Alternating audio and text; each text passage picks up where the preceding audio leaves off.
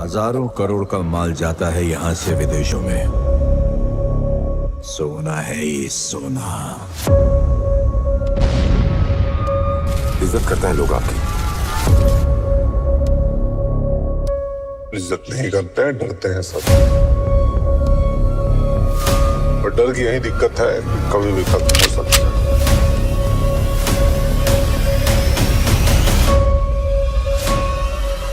हम सब अपनी लड़ाई लड़ रहे हैं।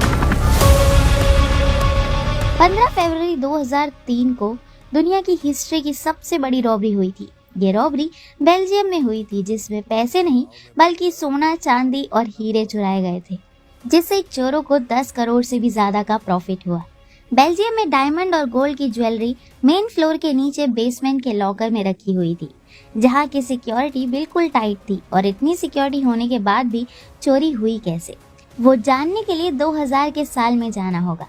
चोरी के 3 साल पहले लियोनार्डो बार्टलो ने $700 पर मंथ पर डायमंड वर्ल्ड सेंटर में एक ऑफिस रेंट पर लिया था, ताकि वो वहां के एम्प्लॉयज, मैनेजर्स और बाकी सभी लोगों का भरोसा जीत सके। लियोनार्डो ने 3 साल तक वहां पर एज अ वर्कर काम किया। लियोनार्डो को 24/7 की डायमंड सेंटर की एक्सेस की मिल गई थी, जिसका मतलब है कि लियोनार्डो अब किसी भी समय डायमंड सेंटर से आ जा सकता था।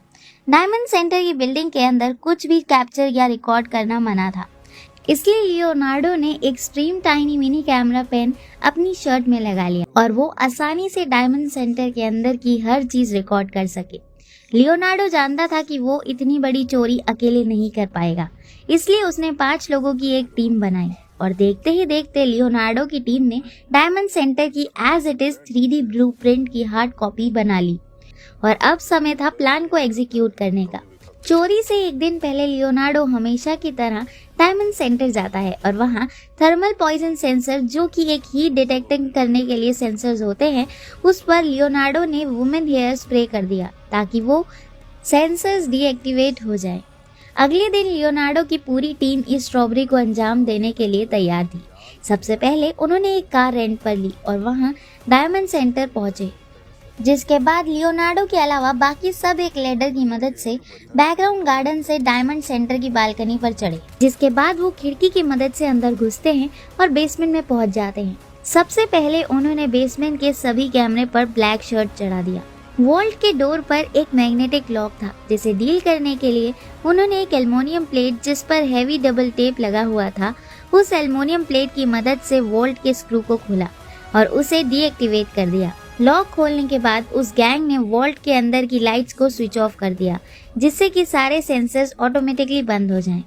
उस गैंग ने सारे गोल्ड और डायमंड को बैग्स में भरा और उसे लेकर बालकनी की मदद से ही बाहर आ गए और वहां से फरार हो गए। अगले दिन लियोनार्डो हमेशा की तरह डायमंड सेंटर आता है और चोरी को देखकर शॉक्ड होने की एक्टिंग करता है। आज तक किसी को भी पता नहीं चल पाया है कि आखिर ये चोरी किसने की थी।